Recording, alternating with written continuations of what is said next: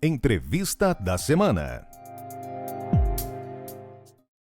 O nosso convidado de hoje é o Dr. Roberto Monteiro, delegado especial, mais de 38 anos como delegado de polícia no estado de São Paulo. É um prazer tê-lo conosco. Prazer é meu, querido Cury. É muito bom estar aqui novo aqui no SIMP com você nesse programa. Muito obrigado. Como delegado com experiência de mais de 38 anos, imagino que o senhor já tenha visto quase tudo na vida em relação aos delitos, aos crimes, etc. O que o senhor salientaria como o maior problema? Hoje no Brasil, Cury, eu creio que o maior problema, dilema nosso é combater o crime organizado. Quem está nos assistindo vai pensar assim, mas olha, tenho uma pequena empresa, uma média empresa, por que o crime organizado me impacta tanto? Isso, Sim, por quê? Exatamente, porque impacta todos nós. Quando você fala de crime organizado, não podemos esquecer que nós temos 72 facções criminosas aqui no Brasil. 2 de amplitude nacional e internacional, e temos 70 facções de atuação local ou regional. Essas 2 que eu citei, elas inclusive já expandiram fronteiras. Nós temos essas facções enviando drogas para a Europa, Estados Unidos, África, principalmente como primeiro destino. E para você ter uma ideia, Cury, 1 grama de cocaína sai do país produtor aqui da América do Sul por $1. Chega aqui no Brasil por $35 o grama da cocaína pura. Chega na África depois, sempre caminho marítimo, por $45. E chega depois, finalmente, na Europa, por aproximadamente $75 a $85 o grama. Então veja, é um negócio milionário que está enriquecendo essas facções e elas estão mudando muito a sua forma de atuação. Hoje são máfias, verdadeiras máfias. Qual a diferença de facção para máfia? Ao tipo de organização e o tipo de atividade. Nós percebemos que as máfias, como a própria história diz, nós temos aí várias máfias que viraram livro, filme.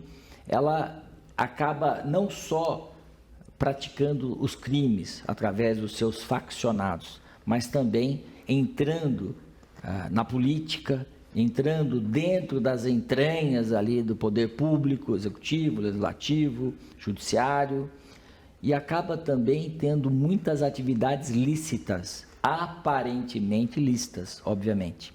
Então, são várias atividades que com aquela licitude aparente se torna parte do nosso cotidiano.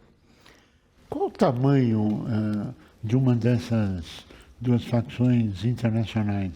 Quanto que elas faturam por ano? Uma delas, Cury, aqui de origem paulista, existe um estudo da Polícia Civil de São Paulo, também no Ministério Público, que essa facção que nasceu aqui na Casa de Detenção da capital paulistana, faturou o ano passado $1 bilhão, vou repetir, $1 bilhão.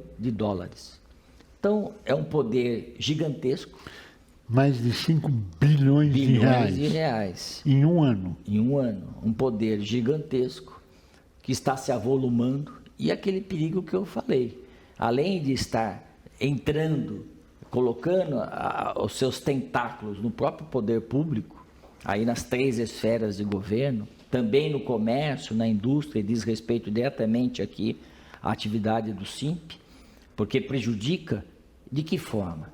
Primeiro, da segurança em geral. Eu tenho certeza, Cury, que quem está nos vendo tem preocupação com a segurança própria da sua família e do seu comércio. Todos nós hoje Todos nós. Hoje se nós saímos aqui, é uma constante.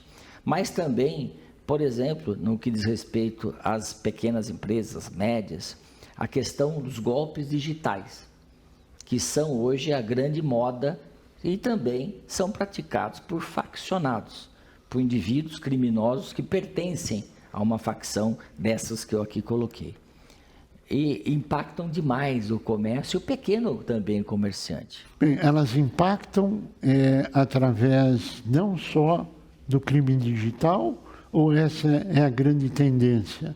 É o narcotráfico, é o crime digital como um braço disso? Como é que é a estruturação disso hoje, que é do conhecimento público?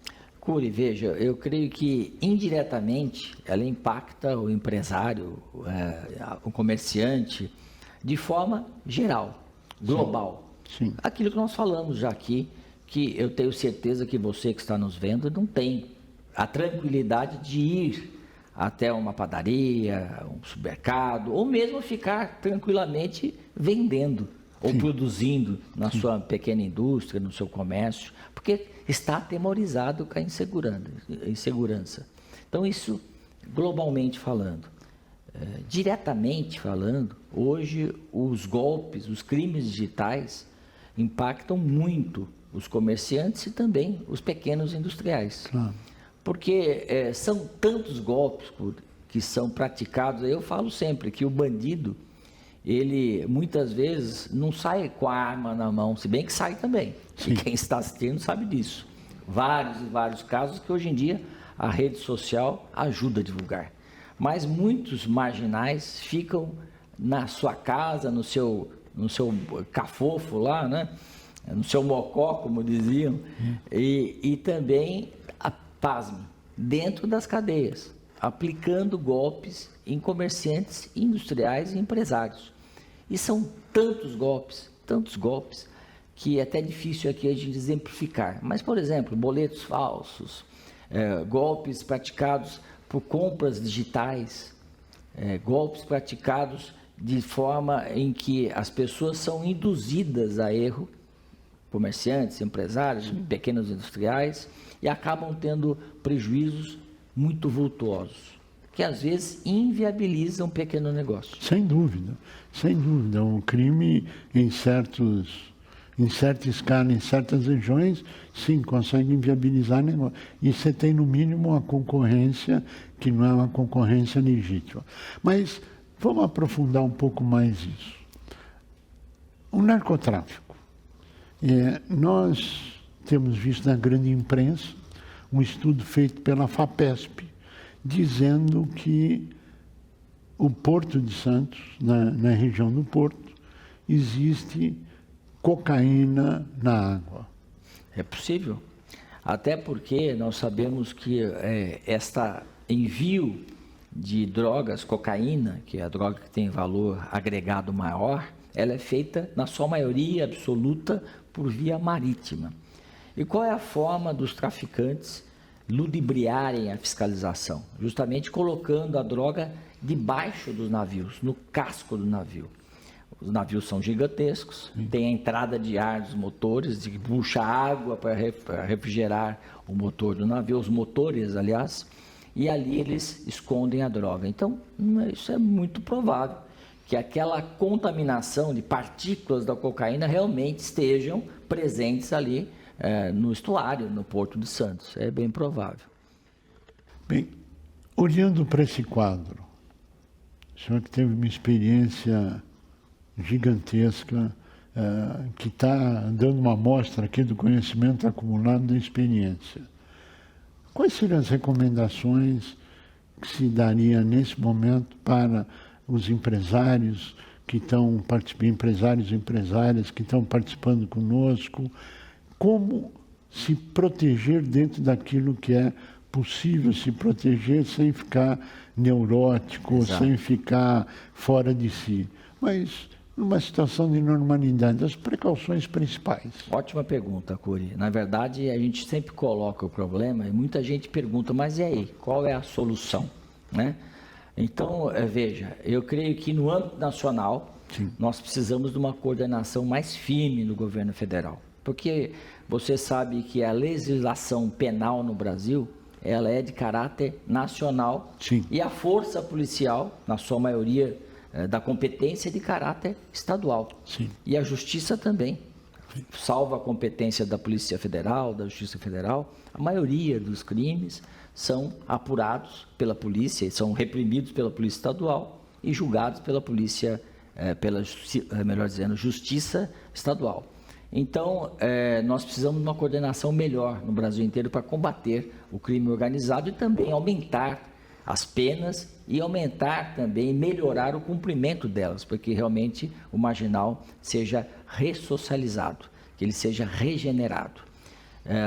Em pequena proporção, como nós falamos a nossa realidade aqui em São Paulo, eu creio que nós temos que também, na cidade de São Paulo e nas demais cidades que estão nos assistindo em todo o Brasil, reforçarmos a polícia, e não só a polícia, mas também os serviços municipais que fazem parte da prevenção primária. Exemplo, iluminação, asfaltamento, as câmeras hoje em dia do comércio, da indústria pequena e também da média indústria, nas vias públicas. Nós temos aqui em São Paulo, por exemplo, o Smart Sampa, que até o final deste ano de 2024 prevê a instalação de 20 mil câmeras inteligentes, com inteligência artificial, que consegue detectar a prática do crime antes dele acontecer, como, por exemplo, uma pessoa saca uma arma. Aí vem muita discussão, Cury, mimimi, que eu chamo trololó, mas isso fere o direito da pessoa ter a sua total privacidade, e que é uma bobagem, que nós sempre abrimos mão do nosso direito individual em nome do coletivo. Então eu creio que são medidas que são importantes, e sempre o comerciante, o industrial também de pequeno porte, ficar muito atento às dicas, às orientações da força policial no que diz respeito aos crimes, porque é muito rápido. A mudança é muito rápida, eles acham uma forma eficiente de enganar e praticar esses crimes. Qual é o seu portal? E a pergunta está aberto para as pessoas consultar, ou qual é o procedimento? Sim, Cury, está aberto sim. As minhas redes sociais, elas estão como @delegado Roberto Monteiro. Então, você que quiser receber dicas, orientações, alertas também, você pequeno empresário, pequeno comerciante, é importante que você entre e acompanhe, que nós vamos fornecer tudo isso às pessoas que queiram saber mais sobre segurança pública, e agradeço aqui o seu convite e esse espaço muito importante. Dr. Roberto Monteiro, nós agradecemos muito a sua coragem de colocar os dados como foram, abordar o tema de uma forma transparente como foi abordado, e desejando que o Brasil tome um rumo de melhora em todos os aspectos sociais, econômicos, competitividade, produção, enfim, tudo aquilo tão necessário. E a segurança é importante. Segurança, sem dúvida. Tolerância zero contra o crime e o criminoso. Sem ela não se faz nada. Exato. A você que esteve conosco, nosso mais profundo agradecimento, com a certeza que estaremos juntos na semana que vem. Até lá!